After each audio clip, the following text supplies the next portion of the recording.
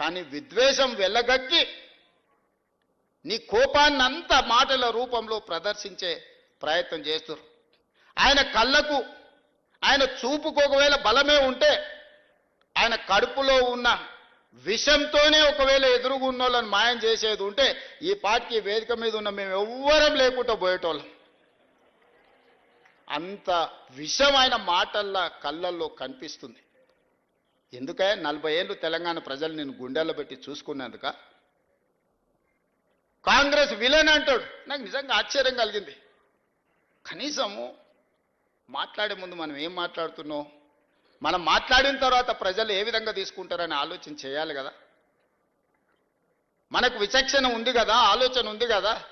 మాట్లాడకంటే ముందు ఏం మాట్లాడాలనో ఆలోచన చేయాలి, మాట్లాడిన తర్వాత ప్రజలేం ఏ విధంగా తీసుకుంటారో కూడా ఆలోచన చేయాలి.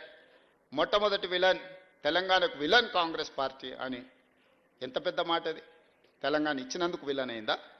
మేము తెలంగాణ ఇస్తే 10 ఏళ్ళు నువ్వు తెలంగాణ ముఖ్యమంత్రి అయి దోసుకొని టీవీలు పెట్టుకొని పేపర్లు పెట్టుకొని ఫామ్ హౌజులు కట్టుకొని ఇంటిల్లి పాది పదవులు అనుభవించి కాంగ్రెస్ ఇచ్చిన తెలంగాణలో నువ్వు లబ్ధి పొందినందుకు కాంగ్రెస్ విలన్ అయిందా? అంటే గింటే ప్రజలనాలే కాంగ్రెస్ ఏమన్నా అయ్యా మీరు తెలంగాణ ఇస్తే ఇగో ఆయన గట్ట తయారయ్యిండు గిట్లా అచ్చోసిన ఆంబోతులు మా మీద ఎందుకు వదిన అని ప్రజలేమన్నా ఆవేదన వెలిపుచ్చారంటే అర్థం ఉంది. కానీ నీకెక్కడిది అర్హత మాట్లాడడానికి?